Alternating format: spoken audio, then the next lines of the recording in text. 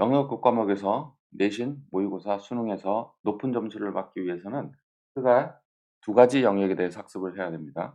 듣기 영역과 독해 영역으로 나눌 수가 있겠죠.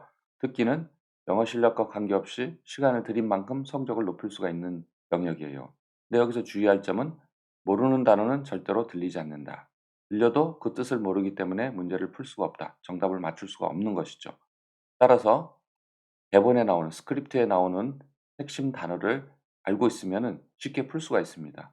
근데 이러한 핵심 단어들은 교과서나 모의고사에 출제하는 스크립트에서 중요한 단어들을 익히고 또 그 단어의 발음을 한 번 정도만 들어도 충분히 문제를 풀 수가 있습니다.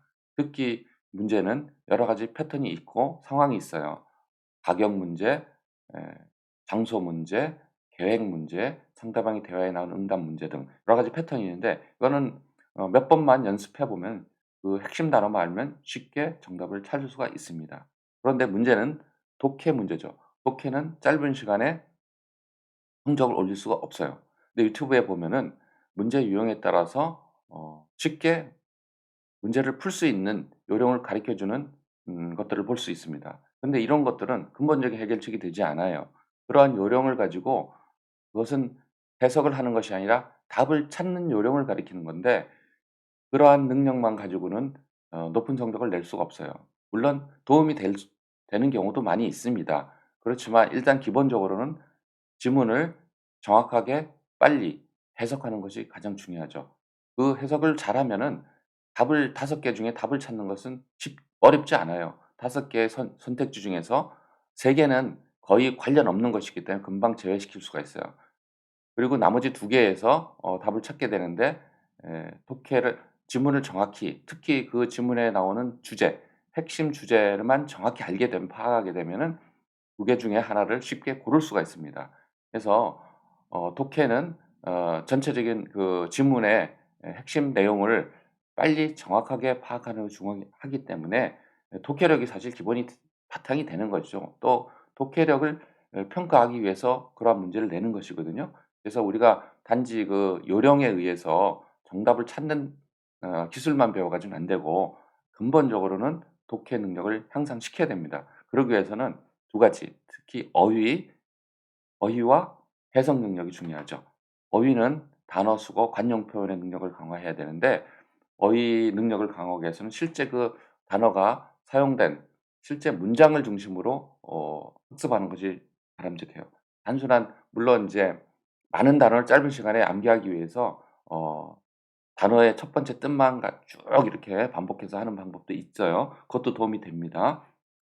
그렇지만 독해에서 나오는 그 단어의 뜻은 1번 뜻보다는 2-3번 뜻으로 나왔을 때 풀기가 어려운 것이에요. 그래서 이러한 그 단어의 의미의 확장, 변형된 단어 두 가지 뜻이 있을 때 그 두 번째 단어의 의미로 출제가 될 때는 굉장히 이게 풀기가 어렵다는 거죠. 그래서 이런 거를 학습하기 위해서는 그 단어가 사용된 문장, 모의고사 문제도 좋고 교과서 문장도 좋고 거기 그 문장을 통해서 그 의미를 파악하는 것이 예 중요합니다. 그래서 다양한 그 의미를 갖고 있는 그런 단어들 succeed 같은 경우 성공하다 뜻도 있지만 계승하다 뜻도 있잖아요. 그래서 이렇게 다른 변형된 의미로 확장된 의미로 사용되는 그 어휘 그런 어휘에 중점을 두고 공부를 해야 되겠고 또 해석을 빨리 하기 위해서는 문장 구조와 구조 속에서 그 단어, 그 구나 절이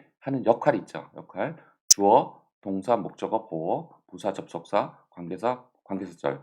이런 것들이 부와 절이 어떤 역할을 하는가를 정확히 파악하는 것이 이 문장 해석하는 데 굉장히 중요합니다. 특히 긴 문장의 경우에는 접속사를 연결돼서 중문이나 복문, 문장이 길어지고 또 관계대명사나 관계부사가 절이 붙어서 문장이 길어지는데 이것들을 이렇게 구분해서 청크로 쪼개서 해석하면 쉽게 할 수가 있고요. 그중에서도 주어, 동사, 목적어 요것이 가장 핵심적인 내용이 되는 거예요.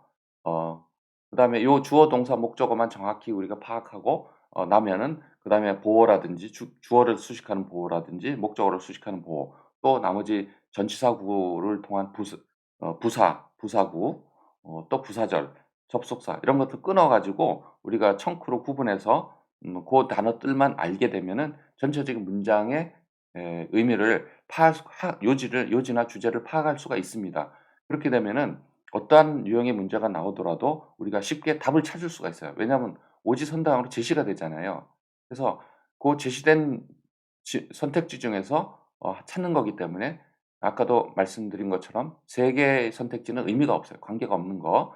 그리고 나머지 2 개에서 비교하기 때문에 전체적인 문장을 어느 정도 파악하면 그 두 선택지 중에 하나를 고르는 것은 어렵지가 않습니다. 결국 오지선다형이지만은 결국은 둘 중에 하나를 찾는 거로 귀결이 되는 거예요. 근데 문제를 읽지 않고 우리가 가지고 있는 상식적인 내용, 일반적인 그런 생각을 가지고 주관적인 생각을 가지고 문제를 풀게 되면 오지선다형 중에 정답이 아닌 3 개가 정답이 될 가능성 정답으로 찍을 가능성이 굉장히 높아지는 거예요. 왜냐하면 그 3 개의 에 선택지는 우리가 일반적으로 주관적으로 생각할 때 답이라고 생각할 수 있는 걸 넣어요. 그러나 어 그 지문과는 관계가 없는 내용이 되거든요. 그러니까 지문을 읽지 않고서 고르게 되면 그 오답률이 굉장히 높아지는 거죠. 정답이 아닌 3개 중에 하나를 고르게 될 확률이 높아요. 그렇게 선택지를 구성하기 때문에 그렇죠. 그래서 독해를 하기 위해서 이러한 어휘와 문장 구조의 이해와 또 문장 속에서 그 단어가 또는 그 구가 그 절이 하는 역할들을 정확히 알게 되면은 독해 문제도 쉽게 풀 수가 있다 하는 것이죠. 그다음에 또 그 우리가 선택한 답이 정말 정답인가 확인하기 위해서는 여러 가지 그 문제를 푸는 요령들 있죠. 지시대명사, 지시형용사, 또 접속사, 역접이냐 순접이냐, 또 앞에 있는 어 정관사가 붙어 있는 단어가 나오냐 안 나오냐 이런 것들이 있습니다. 그런 요령들을 또 같이 학습해서 확실하게 인제 정답을 확인하는 과정을 거칠 수가 있죠. 그러나 시간이 없을 때는 인제 예 우리가 지문을 빨리 해석하게 되면 시간이 충분하지만 또 해석을 늦게 하는 경우에는 시간이 없어서 이렇게 마지막 몇 문제들은 이렇게 찍게 되는 경우가 있어요. 그럴 때는 할 수 없이 우리가 그 요령 있죠. 답을 찾는 요령. 그거를 가지고서 인제 찾을 수는 있겠습니다. 우리 레벨업 영어 학원에서는 이러한 그 내신과 모의고사, 수능에 높은 점수를 얻기 위해서 기본적으로 실력을 갖추기 위해서 기본적인 실력을 갖출 수 있도록 연습시키고 또 학습하고 지도하고 확인하는 과정을 거치게 되겠습니다.